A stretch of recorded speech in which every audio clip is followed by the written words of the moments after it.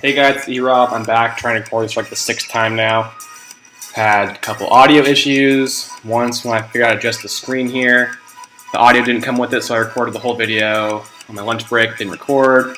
Then I had an issue where I didn't have the music playing on accident. Then I had an issue where I had the music playing but it's too loud. Then I recently recorded it, and I had some sort of, not a fire alarm, but my neighbor was doing something really high-pitched squeaky, and it picked up all that in the audio, and it was just obnoxious to listen to.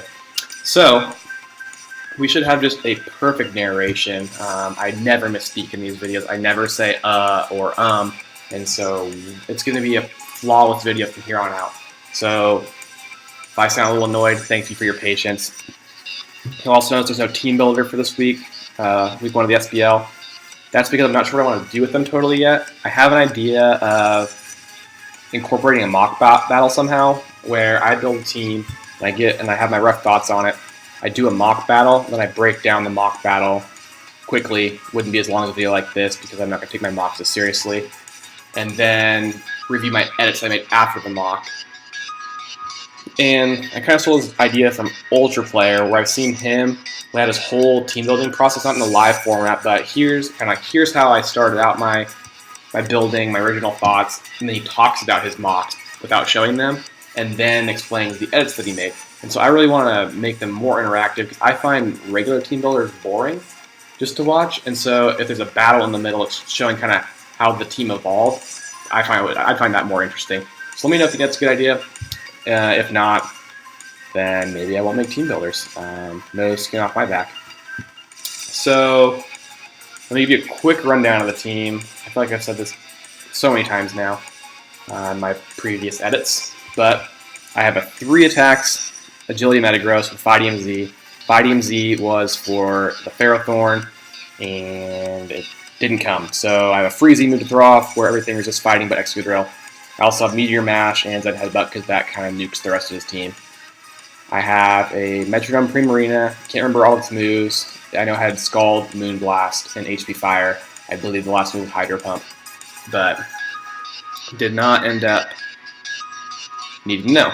So I have Mega Lopunny, which is pretty standard return, high jump kick, fake out, but also has Healing Wish, which plays into my Metagross set, letting me play a little recklessly. Also helps with my Mew set.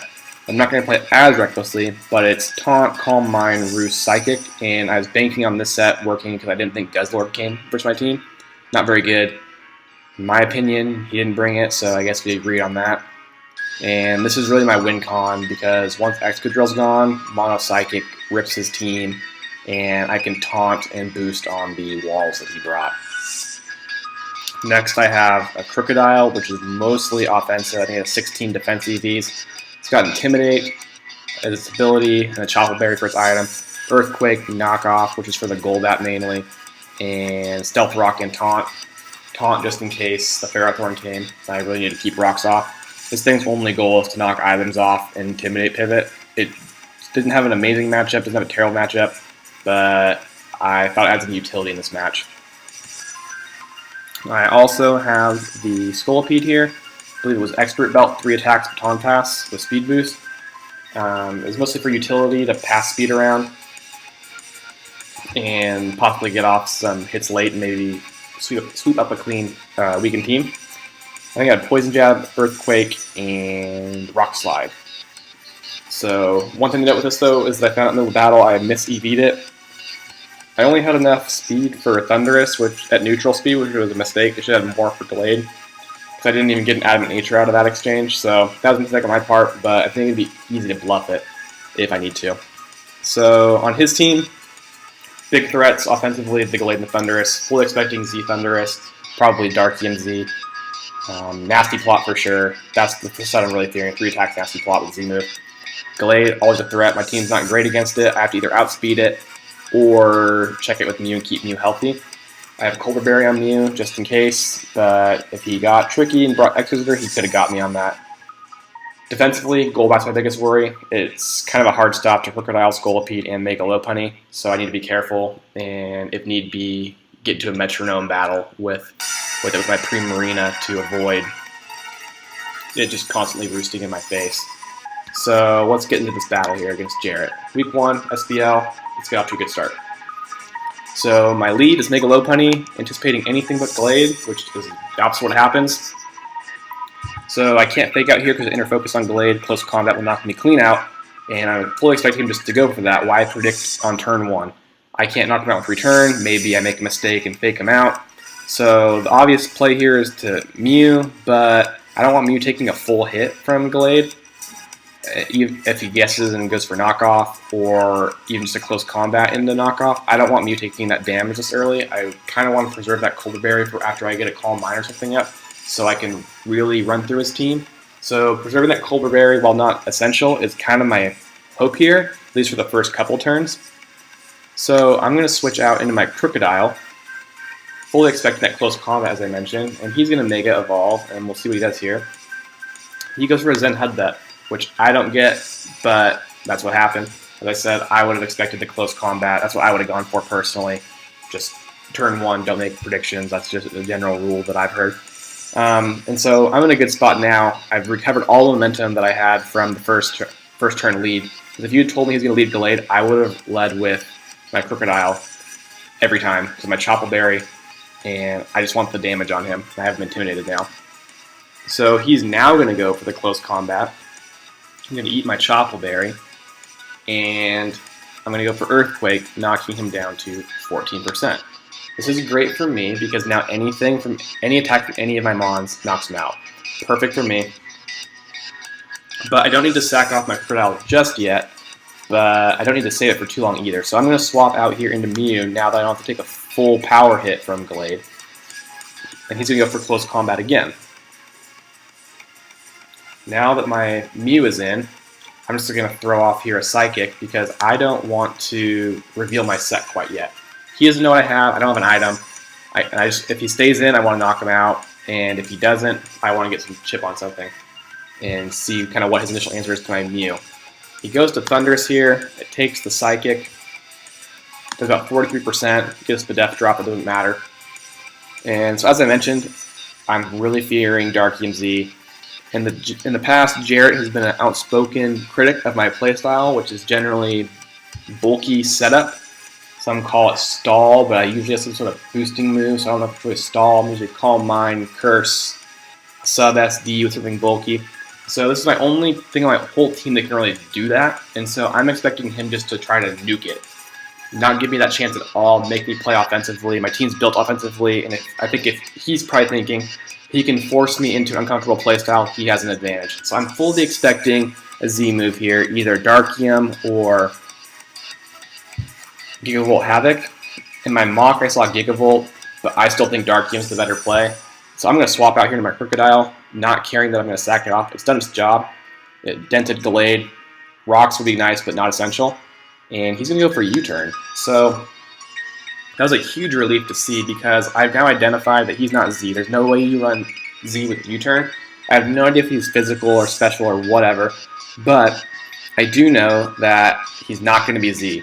His Z is going to be likely be Salazzle at this point, I'm guessing, because he needs some way to set up and nuke my team. And Salazzle puts a nice speed tier versus me, so I think if he can force a switch and get a nasty plot, then his Z move is probably it's going to take something out. So I think that's the set he's running there. So I'm guessing this is Choice Scarf at this moment, which I'm thrilled with because I can take advantage of what he locks himself into with the combination of Mons that I have. So off his U-turn, he's going to swap out into Mega Glade. I don't care. I don't need Crocodile anymore. I've been trying to stack it off for a couple turns. I'm going to let myself go down. So now I'm going to go into Mega Lopunny, and the thought process here is I want Agility Metagross to start denting this team early. And the way to do that is to lure in Golbat or Florges. Neither with their stab attacks can do any damage to me at all, and a straight HP fire from Florges isn't going to do anything. I'm also trying to, and they also can't Toxic me. So my thought is Lopunny draws both those in. I don't know which one's designed to counter Mega Lopunny. I'm guessing Golbat. Florges could do it well. Also if it's more physically defensive. But either way, I want one of those in, and I want them in often so I can keep swapping into Metagross to punch holes in this team. So he's going to switch out into Golbat. I'm going to switch into Metagross after I get a return off here. It's going to do about 32%, confirms what I thought before. It's a bulky defensive Golbat. So into Metagross I go, and On this turn, this is the move I had to make, I know, but I'm expecting him to have 3 moves for sure. I'm expecting Toxic, Roost, Brave Bird. Brave Bird's needed for low punny and Scolipede. I think Roost is needed for longevity. I think Toxic's needed for Mew. So I think those 3 are for sure coming.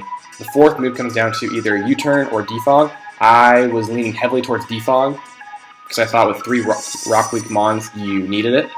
And I have Mew and Metagross on my team. Crocodile, that's 3 really viable rockers that could have came. He doesn't know that I threw my rocker away early, but rocks can still be on this team. And so I thought Defog was the move for sure, but he reveals the U-turn. So that's alright. That just means I have to play far more aggressively from here on out, anticipating Golbat to switch in if I want to set up on it. Because all I need is 1 agility, but I can't have him U-turn out on my switch in because Metagross isn't taking hits from a lot of these things, and it's not faster than any of them. So that was the reasoning behind my switch in here. So now the Salazzle's in. I'm not expecting a poison move, but I'm fully expecting a Z move here. I don't have anything that really wants to take it. I'm still trying to play conservatively with Mew because I need it to kind of blanket check everything, and that Mega Delay's still hanging around. It's a nice speed tier, and my Scolipede's messed up on speed, so I can't rely on that safely. So I've concluded that Primarina is the safest Mon to go into if I get the prediction wrong.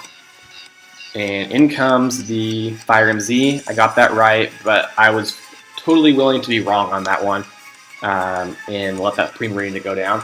I kind of thought he was going to Sludge Wave here, but after my mock battle, I ran some calcs and I realized that with my 72 free EVs in Spadef, that Mega Lopunny can take basically any hit from a Salazzle once, and I don't need a ton of health on it because my plan is just to Healing Wish it and click return a bunch of times.